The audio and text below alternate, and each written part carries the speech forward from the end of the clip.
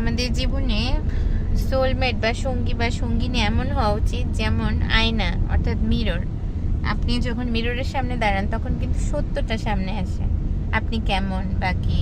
Mirror আপনাকে কিন্তু ভুল দেখায় না, ঠিক তেমন ছায়া বা শ্যাডো, এই শ্যাডো কখনো আপনাকে ছেড়ে যায় না।